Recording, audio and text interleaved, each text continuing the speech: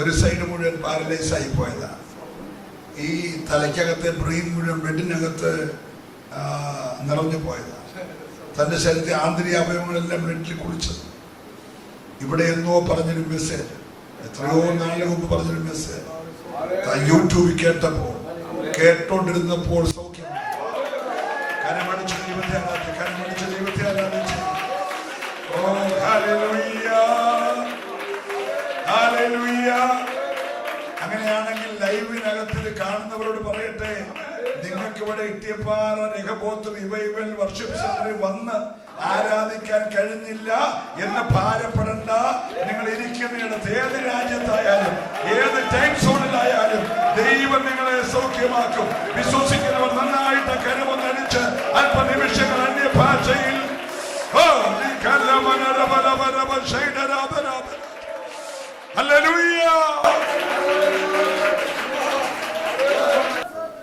Sujatha teacher വന്നോ? Sujatha teacher വന്നായിരുന്നോ? വന്നിട്ടുണ്ടോ? Okay okay okay. സൗഖ്യമായില്ലേ? ഒരു 2 മിനിറ്റ് പറഞ്ഞു. സംസാരിക്കാൻ വയ്യാത്ത കുട്ടികളെ പഠിപ്പിക്കുന്ന ഒരു അധ്യാപികയായിരുന്നു. പിന്നെ അവിടെ HMI, പിന്നെ DPIയിൽ റിട്ടയർഡായി. ഞാൻ റിട്ടയർഡായിരുന്നു. അതിന് ഒത്തിരി പ്രയാസങ്ങളൊക്കെ സ്കൂളിലുണ്ടായിട്ടുണ്ട്, പ്രശ്നങ്ങളുണ്ടായിട്ടുണ്ട്, സസ്പെൻഷൻ വരെ ആകേണ്ട പ്രശ്നങ്ങൾ വരെ ഉണ്ടായിട്ടുണ്ട്. അവിടെ പിശാച് പല രീതിയിൽ എന്നെ ഉപദ്രവിച്ചു. എന്നാൽ അവിടെ എല്ലാം തരണം ചെയ്തു പോകാൻ എൻ്റെ കർത്താവ് എന്നെ സഹായിച്ചു. റിട്ടയർഡായ ശേഷം എൻ്റെ ജീവിതത്തിൽ ഞാൻ ചർച്ച് ഓഫ് ഗോഡിലാണ് പോയിക്കൊണ്ടിരുന്നത്, മരുതുമൂട്. അവിടെ ജെയിംസ് പാസ്റ്ററും സഹോദരിയും ഉണ്ടായിരുന്നു, അവിടെയുള്ള പാസ്റ്റർമാരെല്ലാവരും ഉണ്ടായിരുന്നു. ഞാൻ അങ്ങനെ പോയിക്കൊണ്ടിരുന്നപ്പോഴത്തേക്ക് എൻ്റെ വായ്ക്കകത്ത് വേദന വരെ, ഈ താടിയെല്ലിൻ്റെ ഈ ഭാഗത്തായിട്ട് ഇടയ്ക്കിടയ്ക്ക് വേദന വരാറുണ്ടായിരുന്നു. ഇടയ്ക്കിടയ്ക്ക് വേദന വരികയും കുറേ ദിവസം കഴിഞ്ഞ ശേഷം ഞാൻ വിചാരിച്ചത് റൂട്ട് കനാലിൽ വല്ലതും ഉണ്ടായതായിരിക്കാം, റൂട്ടിൽ എന്തെങ്കിലും പസ് ഉണ്ടായതായിരിക്കാം എന്ന് വിചാരിച്ചു. അങ്ങനെ എനിക്ക് എൻ്റെ ഫ്രണ്ട് തന്നെയാണ്, എൻ്റെ കൂടെ പഠിച്ച BSc പഠിച്ച ഫ്രണ്ട് ഡെൻറ്റിസ്റ്റായിട്ട് പോയി. ആ ഡെൻറ്റിസ്റ്റിനാണ് ഞാൻ പലപ്പോഴും കണ്ടുകൊണ്ടിരുന്നത്. ഇങ്ങനെ പല്ലിൻ്റെ എല്ലാ പ്രശ്നങ്ങൾ വരുമ്പോഴും ഈ കൃഷ്ണകുമാർ എന്ന് പറഞ്ഞ ഈ ഡെൻറ്റിസ്റ്റിനെയാണ് കാണുന്നത്, ബാലരാമപുരത്തുള്ള. അപ്പോൾ ഇങ്ങനെ ഞാൻ ഇവിടെ പത്തനംതിട്ടയിൽ ചെന്നീർക്കരയിൽ താമസിക്കുമ്പോൾ, റിട്ടയർഡായിട്ട് അവിടെയാണ് താമസിക്കുന്നത്. അപ്പോൾ അവിടെ താമസിക്കുമ്പോഴത്തേക്ക് എനിക്കിങ്ങനെ ഇടയ്ക്ക് വേദന വരാറുണ്ട്, പ്രയാസം വരാറുണ്ട്. ഞാനപ്പോൾ ഈ ഡോക്ടറിനെ വിളിച്ച് പറയുമ്പോഴത്തേക്ക് ഉടനെ മരുന്ന്, പെയിൻ കില്ലർ തരും, കഴിക്കും, അത് മാറും. അങ്ങനെ ഇരിക്കുമ്പോൾ അപ്പോഴും ഞാൻ പറഞ്ഞാൽ അത് പസ്സായിരിക്കും, അത് മാറും എന്നൊക്കെ പറഞ്ഞ് തരാറുണ്ടായിരുന്നു. അങ്ങനെ ഇരിക്കുമ്പോഴത്തേക്ക് ഇടയ്ക്ക് അങ്ങനെ നോക്കിയപ്പോൾ ഈ സൈഡിൽ നിന്ന് ഇങ്ങനെ പസ് വായിക്കും, ഇടയ്ക്കിടയ്ക്ക് ഇങ്ങനെ വരാറുണ്ടായിരുന്നു. അങ്ങനെ എന്താണെന്ന് എനിക്കറിയത്തില്ല. ഞാനും റൂട്ട് പഴുത്തിട്ടായിരിക്കും എന്ന് പറയും. എന്നിട്ട് അപ്പം ഈ കൃഷ്ണകുമാരൻ ഡോക്ടർ പറഞ്ഞു, ഒരു കാര്യം ചെയ്ത് നീ ഇങ്ങ് പോര്, നീ എങ്ങനെ വെച്ചോണ്ടിരിക്കേണ്ട, വന്ന് നമുക്കൊന്ന് ടെസ്റ്റ് ചെയ്യാം എന്ന് പറഞ്ഞു. അങ്ങനെ ഞാൻ ഇടയ്ക്ക് അവിടെ നിന്ന് വീണ്ടും തിരുവനന്തപുരത്തേക്ക് വന്നു, ടെസ്റ്റ് ചെയ്ത് കഴിഞ്ഞപ്പോഴത്തേക്ക് ഈ ഡോക്ടർ ഒരു സംശയത്തോടെ പറഞ്ഞു, റൂട്ട് കനാലെല്ലാം എക്സ്റേ എടുത്ത് നോക്കി, പല്ലിൻ്റെ ഒക്കെ നോക്കിയിട്ട് ഒരു പ്രശ്നവും കാണുന്നില്ല, നീ ഒരു കാര്യം ചെയ്യ്, ഒരു OPG എടുക്ക്, മെട്രോയിൽ പോയി എന്ന് പറഞ്ഞു. അപ്പം അവിടെ OPG എടുക്കാനുള്ള സൗകര്യം ഇല്ലായിരുന്നു. അപ്പം ഈ പുള്ളിക്കാരൻ അപ്പോഴേ എന്തോ ഒരു സംശയം ഉണ്ടായിരുന്നു, എന്തോ പ്രശ്നമാണെന്നുള്ള, പക്ഷെ എൻ്റെ അടുത്തൊന്നും പറയുന്നില്ല. അങ്ങനെ ഞാൻ മെട്രോയിൽ പോയി. എന്നിട്ടും ഞാൻ ആദ്യം ഇങ്ങനെ പറഞ്ഞപ്പോൾ വലിയ കാര്യമായിട്ടൊന്നും എടുക്കുന്നില്ല. പക്ഷേ ഈ പുള്ളിക്കാരന് കാര്യം അറിയാവുന്നതുകൊണ്ട്, അതിൻ്റെ സീരിയസ്നെസ്സും അറിഞ്ഞതുകൊണ്ട് എൻ്റെ അടുത്ത് വൈകുന്നേരം ഒരു ദിവസം കഴിഞ്ഞിട്ട് ഉടൻ തന്നെ പോകണമെന്ന് പറഞ്ഞു. ഞാൻ വിചാരിച്ച് ജൂബിലി പോയി നോക്കാം, ഞാൻ സ്ഥിരം പോകുന്ന ഹോസ്പിറ്റലാണ്, അവിടുത്തെ ഡെൻറ്റിസ്റ്റിനെ പോയി കാണാമെന്നൊക്കെ വിചാരിച്ചിരുന്നപ്പം ഈ പുള്ളിക്കാരൻ എന്നെ ഡോക്ടർ വിളിച്ചിട്ട് എന്നെ ഒത്തിരി വഴക്ക് പറഞ്ഞു. നീ എന്തോ വിചാരിച്ചിട്ടാണ് നീ ഇങ്ങനെ മിണ്ടാതിരിക്കുന്നത്, നിൻ്റെ അടുത്ത് ഞാൻ എത്ര അത്യാവശ്യമായിട്ട് സാന്ത്വന ഹോസ്പിറ്റലിൽ പോകാൻ പറഞ്ഞതല്ലേ, നീ പോയി എക്സ്റേ എടുത്തുകൊണ്ട് പോയി സാന്ത്വന ഹോസ്പിറ്റൽ പേരൂർക്കടയിലുള്ള ആ ഡോക്ടറിനെ പോയി ഒന്ന് എത്രയും പെട്ടെന്ന് കാണുക, നീ ഇത് നിസ്സാരമായിട്ട് കാണുന്നത്, നീ വിചാരിക്കുന്ന പോലെ അല്ല എന്ന് പറഞ്ഞു. അപ്പം അങ്ങനെ പറഞ്ഞപ്പോൾ ഞാൻ വിചാരിച്ചു ഇതെന്താ ഇങ്ങനെ പറയുന്നത്, എനിക്ക് എന്നിട്ടും അത് മനസ്സിലായില്ല എന്താണെന്ന്. എന്നാലും ഒന്ന് പോയി നോക്കാം, മെട്രോയിൽ പോകാമെന്ന് പറഞ്ഞ് മെട്രോയിൽ പോയി OPG എടുത്തു. OPG എടുത്തിട്ട് ഞാൻ ഈ സുമേഷ് എന്ന് പറയുന്ന ഡോക്ടർ സാന്ത്വനത്തിലുള്ള ഡോക്ടറിനെ കൊണ്ട് കാണിച്ചു. പുള്ളിക്കാരൻ ആകപ്പാടെ എൻ്റെ മുഖത്ത് നോക്കി ഇത് ഇച്ചിരി സീരിയസ് ആണല്ലോ എന്ന് പറഞ്ഞു. ഞാൻ എന്താ ഡോക്ടറെ? അതെ, കൃഷ്ണകുമാരൻ എൻ്റെ അടുത്ത് ഒരു സംശയം പറഞ്ഞായിരുന്നു. പിന്നെ ഈ താടിയെല്ലിൻ്റെ ഉള്ളിൽ ഒരു സിസ്റ്റ് വന്നിരിക്കുകയാണ്. ഈ സിസ്റ്റ് ഇൻഫെക്ഷനായി വളർന്ന് ഈ താടിയെല്ല് മൊത്തം പൊടിഞ്ഞു പോയി. അപ്പം എനിക്ക് എന്താ ചെയ്യണമെന്ന് അറിയണം. അപ്പം പറഞ്ഞു, അപ്പം ഞാൻ താടിയെല്ലാം ഒടിഞ്ഞ് എനിക്ക് അത്ര ഒരു അതിനെക്കുറിച്ച് ഞാൻ വിചാരിച്ചില്ല അങ്ങനെയൊക്കെ ഉണ്ടെന്ന്. അപ്പം പറഞ്ഞ ഈ എക്സ്റേ കണ്ടോ? നോക്കിയപ്പോഴത്തേക്കും മിക്ക ഭാഗവും അതിനകത്ത് ഇല്ല, പൊടിഞ്ഞു കിടക്കുക. പൊടിഞ്ഞെന്ന് പറഞ്ഞാൽ നമുക്കറിയാം, ഈ സിസ്റ്റ് മാത്രം ഇങ്ങനെ കാണാം, ഇവിടെ എല്ലാം ഇങ്ങനെ പൊടിഞ്ഞ. അപ്പം ഇവിടുന്ന് 7 സെന്റിമീറ്റർ മുറിച്ച് കളയണമെന്ന് പറഞ്ഞു. ഇത് കേട്ടപ്പോൾ എനിക്ക് ഒത്തിരി ഭാരം തോന്നി. കാരണം നമ്മളുടെ അപ്പോൾ എന്നിട്ട് ഇവരെന്നെ ആശ്വസിപ്പിക്കുന്നുണ്ട്. പിന്നെ പ്രശ്നമൊന്നുമില്ല, അത് മുറിച്ചാലും പിന്നെ നിന്റെ ഷേപ്പിന് ഇച്ചിരി വ്യത്യാസമൊക്കെ വരും, എന്നിരുന്നാൽ പോലും പിന്നെ നമ്മുടെ ജീവനല്ലേ വലുത് എന്നൊക്കെ ഇരുന്ന് പറഞ്ഞു. ഞാൻ എന്നിട്ട് എനിക്ക് ആ സമയം ഒന്നും ചെയ്യാൻ വയ്യ. ഞാൻ വീട്ടിൽ വന്ന് ഒത്തിരി കരഞ്ഞിട്ട് കർത്താവ് എന്താ ചെയ്യേണ്ടതെന്ന് എനിക്ക് അറിയത്തില്ലല്ലോ എന്ന്. ഞാൻ ശരിക്കും പറഞ്ഞാൽ ആഭരണങ്ങളൊക്കെ ഇട്ട് ഞാനിങ്ങനെ ഒന്നും അല്ലായിരുന്നു. ഞാൻ സ്കൂളിൽ പോകുമ്പോഴും ഒക്കെ ഞാൻ മാച്ചിനുള്ള മാലയും ഒക്കെ അങ്ങനെ ഞാൻ പോയിക്കൊണ്ടിരുന്നത്. അപ്പം സിസ്റ്ററിനൊക്കെ അറിയാം എന്നെക്കുറിച്ച്. ഞാൻ അവിടെ പോയിക്കൊണ്ടിരുന്നപ്പോഴും ആഭരണമൊക്കെ ഇട്ടൊക്കെയാണ് പോയിക്കൊണ്ടിരുന്നത്. അങ്ങനെ അങ്ങനെ ഞാൻ എന്തോ ചെയ്തു. അങ്ങനെ ഞാൻ എന്നിട്ട് വീട്ടിൽ വന്ന്, അന്ന് ഹസ്ബൻഡൊക്കെ ഇവിടെ ചെന്നൈക്കറിയാം, ഞാൻ മാത്രമേ ഉള്ളൂ. ഈ ടെസ്റ്റിന് വേണ്ടി അങ്ങോട്ട് പോയതാണ്. ആ സമയത്ത് എനിക്ക് ആരോടും പറയാൻ വയ്യ. ഞാനിരുന്ന് കുറേ സമയം ഇരുന്ന് കരഞ്ഞു. എന്നിട്ട് കണ്ണാടി എടുത്ത് നോക്കും, ദൈവം എനിക്കിനി ഈ മുഖം കാണാൻ പറ്റത്തില്ലല്ലോ, എന്തുകൊണ്ടാണ് എനിക്കിങ്ങനെ വന്ന കർത്താവ് എന്ന് പറഞ്ഞ് ഞാൻ ഒത്തിരി കരഞ്ഞു.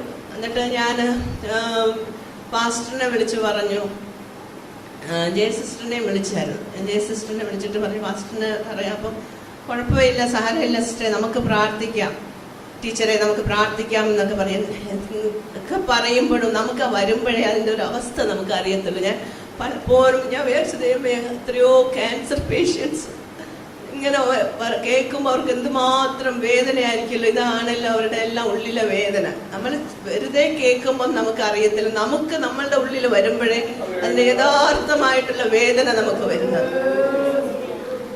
അങ്ങനെ ഞാൻ ഒത്തിരി പ്രഹാരപ്പെട്ടു. കർത്താവെ, ഞാൻ എന്താ ചെയ്യേണ്ടതെന്ന്. ഞാൻ അവിടെ പായലിരുന്നു. അവിടെ എൻ്റെ വീട്ടിൻ്റെ ഫ്രണ്ടിൽ പായ ഇട്ടിട്ട് എനിക്ക് പ്രാർത്ഥിക്കാൻ പറ്റുന്നില്ല. ഞാൻ എന്താ ചെയ്യേണ്ട കർത്താവെ, ഞാൻ എന്താ ചെയ്യേണ്ട? എൻ്റെ ഫ്രണ്ട്സിനൊക്കെ വിളിക്കുമ്പോഴും 1-2 കേസുകൾ ഇങ്ങനെ വന്നിട്ട്. അപ്പം ഞാൻ വീണ്ടും ഡോക്ടറിനെ വിളിച്ചപ്പം പറഞ്ഞു, നിന്റെ മുഖത്ത് നോക്കി എനിക്ക് പറയാൻ പറ്റാത്തതുകൊണ്ടാണ് ഞാൻ നിന്നെ അങ്ങോട്ട് വിട്ടത്. എനിക്ക് സങ്കടം കൊണ്ട് എനിക്ക് സഹിക്കാൻ പറ്റില്ല. ഞാൻ എൻ്റെ വൈഫിനോട് പോയി പറഞ്ഞായിരുന്നു, ഇങ്ങനെയാണ് പ്രശ്നം, അവക്ക് പിന്നെ അത് ഇപ്പം താടിയെല്ലാം മുറിക്കേണ്ടി വരും, എനിക്കത് സഹിക്കാം എന്ന് വെച്ചാൽ അത്രയ്ക്ക് ഫ്രണ്ട്സായിരുന്നു. നമ്മൾ യൂണിവേഴ്സിറ്റി കോളേജിലാണ് പഠിച്ചത്. അപ്പം ആ പുള്ളി അങ്ങനെ പറഞ്ഞ് വീട്ടിൽ പറഞ്ഞ് അവരെല്ലാവരും ഒത്തിരി ഭാരപ്പെട്ടു. അങ്ങനെ അത് കഴിഞ്ഞപ്പോഴത്തേക്ക് ഞാൻ എന്നിട്ട് ഞങ്ങളുടെ പള്ളിയിലെ പാസ്റ്ററിനെ വിളിച്ച് ഞാൻ പറഞ്ഞു, പാസ്റ്റർ ഇതുപോലെ ആ സംഭവം എനിക്ക് ഭയങ്കര ഭാരമായിരിക്കുന്നു, നിങ്ങളൊക്കെ ഒന്ന് പ്രാർത്ഥിക്കണേ എന്ന് പറഞ്ഞു. പാസ്റ്റർ പറഞ്ഞു, ഞാൻ പറഞ്ഞു എനിക്ക് അങ്ങോട്ട് പള്ളി അടുത്ത സൺഡേയാ, ഇന്ന് സാറ്റർഡേ ഞാനിങ്ങനെ ഇരുന്ന് പറയുന്നത്. അപ്പം പാസ്റ്റർ പറഞ്ഞ അത് അങ്ങനെ പറഞ്ഞാൽ പറ്റത്തില്ലല്ലോ, ടീച്ചർ വന്ന് സാക്ഷി പറഞ്ഞ് പ്രാർത്ഥിക്കണം നമുക്ക് എന്ന് പറഞ്ഞു. അങ്ങനെ ഞാനങ്ങനെ എന്തായാലും സൺഡേ വളരെ ഭാരപ്പെട്ട് എൻ്റെ എന്താ പോകണ്ടേ എന്നുള്ള ഭാരം, ഇനി ഇങ്ങനെ പോകാൻ പറ്റത്തില്ലല്ലോ, അങ്ങനെയൊക്കെ എൻ്റെ ചിന്താഗതി അങ്ങനെയൊക്കെയാണ്. ഇനി ഈ രീതിയിൽ എനിക്കിനി പോകാൻ പറ്റത്തില്ല, ഇനി എങ്ങനെ പള്ളിയിൽ പോകുന്ന എൻ്റെ മുഖം ഇങ്ങനെ മാറിപ്പോവുമല്ലോ എന്നൊക്കെ ഉള്ള ഭാരത്തോട് ഞാൻ എന്നാലും പ്രാർത്ഥിച്ചു. പിന്നെ എൻ്റെ കൂടെ വേറൊരു പ്രാർത്ഥിക്കുന്ന ഒരു സിസ്റ്ററുണ്ട്, അവരെയും വിളിച്ച് ഞാൻ പറഞ്ഞു. അപ്പം എല്ലാവരും പറഞ്ഞ് പ്രാർത്ഥിക്കാന്ന് പറയുമ്പോൾ അപ്പോഴെനിക്കൊരു ധൈര്യം വരും. പിന്നെയും ഞാൻ ഒറ്റയ്ക്കല്ലേ, പിന്നെയും ഞാൻ അങ്ങനെ ഭാരപ്പെടും. അങ്ങനെ ഞാൻ എന്നിട്ട് വന്ന് അടുത്ത ദിവസം അങ്ങനെ പോയി പള്ളിയിൽ പറഞ്ഞു. പള്ളിയിൽ ചർച്ച് ഓഫ് ഗോഡിൽ അവിടെ പറഞ്ഞപ്പോൾ എല്ലാവരും കൂടെ ഞാൻ തന്നെ വിചാരിച്ച, ദൈവമേ ഇത്രയും പ്രാർത്ഥിക്കുന്ന ഒരു ഇത്, അതാണ് സഭയുടെ ശ്രദ്ധയോടുള്ള പ്രാർത്ഥന.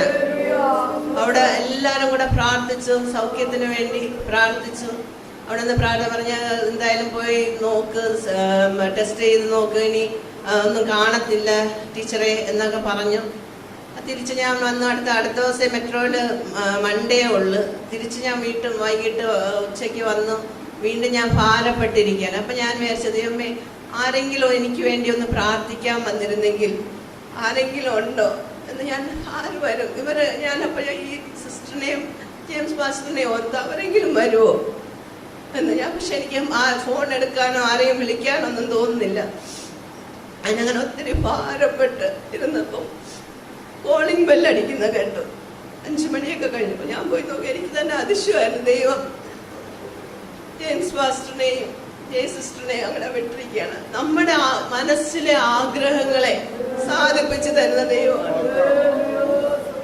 അങ്ങനെ ജോണി സിസ്റ്ററും ഉണ്ടായിരുന്നു. അങ്ങനെ ഞങ്ങൾ വായിട്ട് പ്രാർത്ഥിക്കാൻ, എനിക്ക് അപ്പോൾ ഭയങ്കര സന്തോഷം. എന്ന് വെച്ചാൽ എനിക്ക് പ്രാർത്ഥിക്കാൻ അങ്ങനെ ആഗ്രഹമായിട്ടിരിക്കുക, ആരെങ്കിലും എനിക്ക് വന്നൊന്ന് പ്രാർത്ഥിച്ചു തന്നെങ്കിൽ എന്ന്. അപ്പോഴാണ് ദൈവം അയച്ചത്.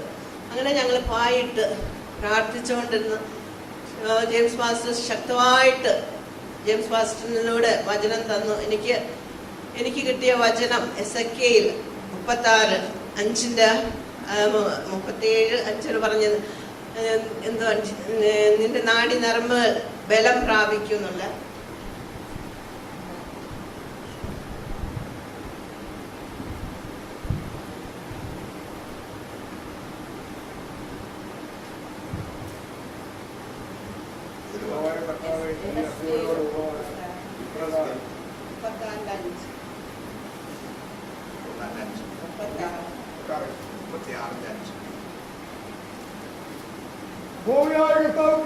ചെയ്യുന്നു.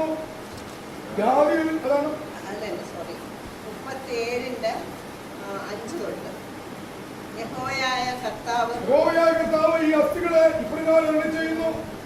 അതല്ലേ? അതെ അതെ. അസ്ഥികളോട് ഇപ്രകാരം നിങ്ങൾ ജീവിക്കേണ്ടതിന് ഞാൻ നിങ്ങളിൽ ശ്വാസം വരുത്തും. ഞാൻ നിങ്ങളുടെ മേൽ ഞരമ്പ് വെച്ച് മാംസം പിടിപ്പിച്ച് നിങ്ങളെ തൊക്കൊണ്ട് പൊതിഞ്ഞ് നിങ്ങൾ ജീവിക്കേണ്ടതിന് നിങ്ങൾ ശ്വാസം വരുത്തും. ഞാൻ യഹോവയെന്ന് നിങ്ങൾ അറിയും. എന്നോട് കൽപ്പിച്ചതുപോലെ ഞാൻ പ്രവചിച്ചുകൊണ്ടിരിക്കുമ്പോൾ ഒരു മുഴക്കം കേട്ടു. ഉടനെ ഒരു ഭൂകമ്പം ഉണ്ടായി. അസ്ഥി അസ്ഥിയോട് വന്ന് ചേർന്നു. പിന്നെ ഞാൻ നോക്കി, അവിടെ മേൽ ഞരമ്പും മാംസവും കണ്ടു. ഈ ഒരു വചനം എനിക്ക് ദൈവം തന്നു. ഞാനിങ്ങനെ കൈവച്ച് ഈ വചനം പറയുമായിരുന്നു. അപ്പൊ ഞാൻ എൻ്റെ ഒരു വിശ്വാസം, കർത്താവിന് തൊക്ക് വെച്ച് ഞരമ്പ് വെച്ച് മാംസം വെച്ച് തൊക്ക് കൊണ്ട് പൊതിഞ്ഞ് ജീവൻ വരട്ടെ. അപ്പൊ എനിക്കിവിടെ ഊതാൻ വയ്യ. അപ്പൊ ഞാനിങ്ങനെ കൈ വെച്ചിട്ട് ഊതും. അങ്ങനെ അതിനുശേഷമാണ് ഇങ്ങനെ പാസ്റ്ററും ഒക്കെ വന്ന് പ്രാർത്ഥിച്ചു കഴിഞ്ഞപ്പോഴത്തേക്ക് എൻ്റെ അടുത്ത് പറഞ്ഞു, ഒരു കാര്യം പിന്നെ സിസ്റ്ററിൻ്റെ മിന്നിലോട്ടൊന്ന് നോക്കിയേ എന്ന് പറഞ്ഞു. അപ്പോൾ എന്നാൽ എനിക്ക് കുറച്ച് ദിവസമായിട്ട് ഈ വന്ന ശേഷം തന്നെ എൻ്റെ മനസ്സിൽ എനിക്കിത് വേണ്ട, എനിക്ക് ഈ മാലയും ഒന്നും വേണ്ട. എൻ്റെ മനസ്സ് പറയുന്നത്, കർത്താവ് തന്ന സൗന്ദര്യം മതി എനിക്ക്, എന്തിനായത് എന്ന് ഞാൻ വിചാരിച്ചിട്ട് അങ്ങനെ പറയാം. മാസ്റ്റർ പറഞ്ഞപ്പോൾ എനിക്ക് തന്നെ അറിഞ്ഞൂടെ, ഞാൻ മിന്നിനെയാണ് മാസ്റ്റർ നോക്കാൻ പറഞ്ഞെങ്കിൽ എനിക്ക് എൻ്റെ കൈ കൊണ്ട് ഞാൻ അറിയാതെ മാല വലിച്ചെന്നു. അപ്പം അപ്പോഴ് തന്നെ എനിക്കൊരു ഭയങ്കര ഒരു വിടുതലായിരുന്നു സത്യം പറഞ്ഞു.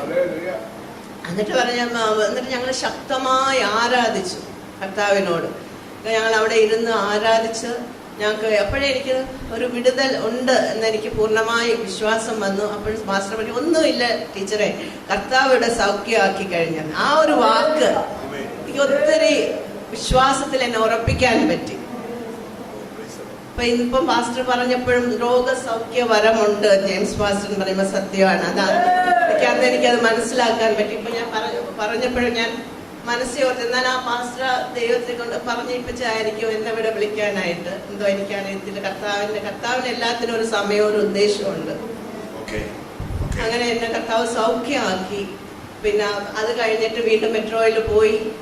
പിന്നെ വീണ്ടും ഞാൻ പോയി ടെസ്റ്റ് ചെയ്തിട്ട് അപ്പോൾ 3ാമത്തെ എക്സ്റേ ആണ്. അപ്പോൾ അവസാനത്തെ സർജറിക്ക് വേണ്ടി SUTയിൽ സർജറി എല്ലാം പറഞ്ഞ് അപ്പോൾ ആ എക്സ്റേയും കൊണ്ടുവന്നിട്ട് വേണം സർജറി ചെയ്യാനെന്നൊക്കെ പറഞ്ഞ്, ഇവിടെ സാന്ത്വനത്തിൽ വലിയ ഫെസിലിറ്റി ഇല്ലാത്തതുകൊണ്ട് ട്രിവാൻഡ്രം SUTയിൽ പോയി ചെയ്യാമെന്നൊക്കെ പറഞ്ഞ് അവിടെ ഫേഷ്യോ മാക്സിൽ ഡോക്ടറിൻ്റെ അടുത്ത് പോയി കാണാനായിട്ട് പറഞ്ഞു. അങ്ങനെ ഇരുന്ന് അപ്പോൾ ഹസ്ബൻഡിനെ വിളിച്ചൊക്കെ കാര്യങ്ങൾ പറഞ്ഞപ്പം പറഞ്ഞു, എന്തായാലും നീ സർജറി ചെയ്തേ പറ്റുള്ളൂ അങ്ങനെ ഇവിടുത്തെ. അപ്പം ഞാൻ വിചാരിച്ചു ചെയ്യേണ്ടെന്നൊക്കെ. എനിക്കങ്ങ് ഭയങ്കര ഭയമായിരുന്നു, ഇത് ചെയ്ത് കഴിയുമ്പോൾ ഇനി ഷേപ്പൊക്കെ മാറും എന്നൊക്കെ ഉള്ളത്. പക്ഷെ എന്തായാലും കർത്താവ് ഇത് എക്സ്റേ എടുത്ത് നോക്കിയപ്പോൾ അതിനകത്ത് നേരത്തെ കണ്ട ആ പൊട്ടലൊന്നും ഇല്ല. ആമേൻ. കരമടിച്ച് ദൈവത്തെ മഹത്വപ്പെടുത്തിക്കാട്ടെ.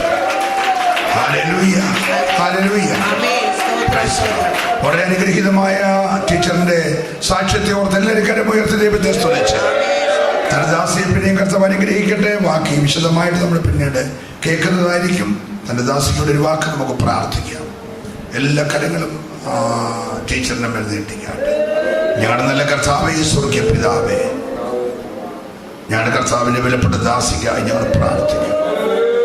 ദൈവം കൊടുത്ത അത്ഭുതകരമായ വിടുതൽ, അതെ, പൊടിഞ്ഞു പോയ അസ്ഥികളെ മുറിച്ചു മാറ്റണം എന്ന് പറഞ്ഞ താടിയലിനെ എന്റെ ദൈവം മുറിച്ചു മാറ്റാതെ, ഓപ്പറേഷൻ ചെയ്യാതെ പൂർണ്ണമായി സൗഖ്യമാക്കിയെങ്കിൽ ഇത് ലൈവിലും ഇവിടെയും കേൾക്കുന്നവരുടെ മേലുള്ള ചെറുതാകട്ടെ വലുതാകട്ടെ എല്ലാ രോഗങ്ങളെ കർത്താവ് സൗഖ്യമാക്കണം.